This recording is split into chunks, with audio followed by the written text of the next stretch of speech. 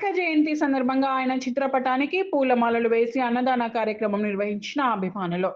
మంచిర్యాల జిల్లా దండపల్లి మండల కేంద్రంలో కేంద్ర మాజీ మంత్రివర్యులు గడ్డం వెంకటస్వామి జయంతి కార్యక్రమం నిర్వహించిన అభిమానులు అంబేద్కర్ విగ్రహం వద్ద ఆయన చిత్రపటానికి పూలమాలలు వేసి అనంతరం మేదరపేటలో అన్నదాన కార్యక్రమం నిర్వహించారు. ఈ సందర్భంగా కాకా అభిమానులు మాట్లాడుతూ బడుగు బలహీన వర్గాలకు ఒక అండగా నిలిచి కార్మిక కర్షక లోకానికి పెద్ద దిక్కు కాకా అయ్యారని, ఆయన ఆశయ సాధనకు మనమంతా కృషి చేయాలని కోరారు.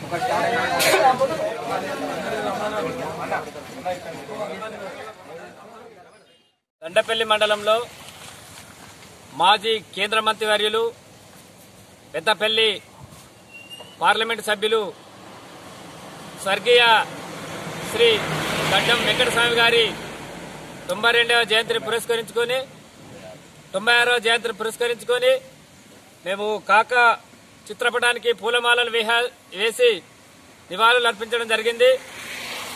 గడ్డం వెంకటస్వామి అనగానే దళిత బలుగు బడహీన వర్గాలకి ఆశాజ్యోతి.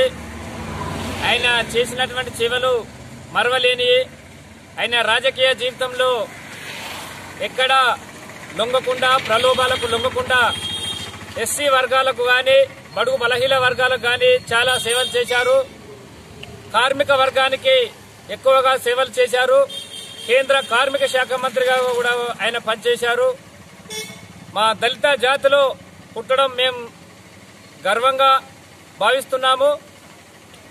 ఈ యొక్క కార్మిక వర్గానికి పెన్షన్ విధానాన్ని ప్రవేశపెట్టి భారతదేశ కార్మిక విధానంలోనే ఒక ఆశాజ్యోతిగా నిలిచినటువంటి మా పెద్దపల్లి మాజీ పార్లమెంటు సభ్యులు నిజంగా వారు మా జాతిలో పుట్టడం కూడా మేము ఒక గర్వంగా భావిస్తున్నాము.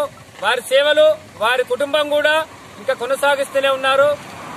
వారు మరియు మా మాల జాతికి కానీ ప్రతి విషయంలో కూడా వారు వెన్నంటి ఉండి మా దళిత జాతికి వెన్నంటి ఉండి ఇలాగానే కొనసాగాలని, వారి ఆశయాలు ఈ రాష్ట్రంలో కూడా కొనసాగాలని కోరుకుంటున్నాం. మండల కేంద్రంలో స్వర్గీయ మాజీ కేంద్ర మంత్రి వర్యులు కాకా వెంకటస్వామి గారి 96వ జయంతి సందర్భంగా ఇలా అన్ని కులాల నాయకులందరం కలిసి మరి అలా కాకా గారికి ఘనంగా నివాళులు అర్పించినాము.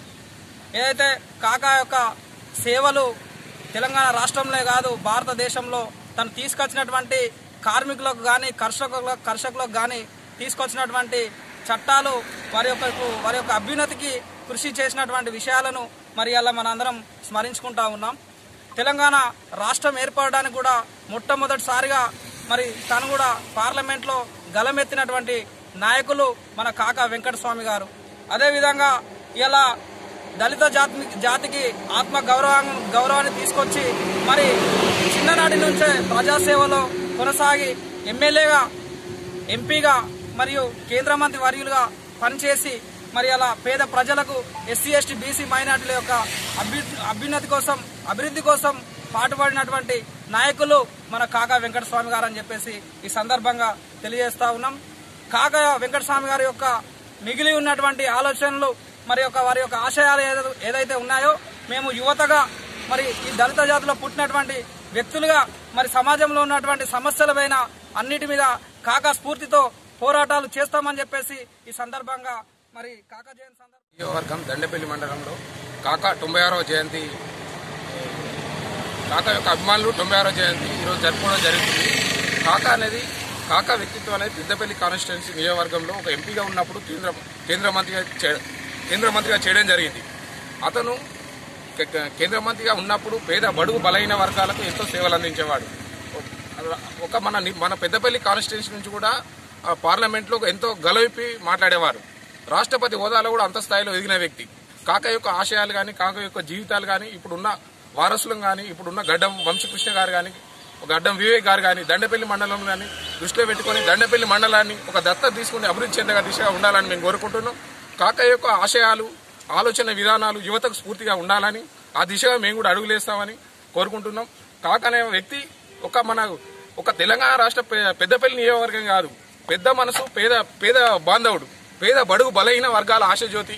ఈ యొక్క కాక వెంకటస్వామి యొక్క ఆలోచన విధానం కానీ, ఆశయాలు కానీ ముందుకెళ్లాలని, స్వేచ్ఛ, సమానత్వం, కుల నిర్మూలన ముందుకెళ్లాలని, కులాలు అనేది కులాలకు మతాలకు అతీతంగా ఎస్సీ ఎస్టీ బీసీలకు అనుకూలంగా ఈరోజు ప్రజాస్వామ్యంలో రాజ్యాంగాన్ని కాపాడే విధంగా కాక యొక్క ఆలోచన విధానం ఉండేది.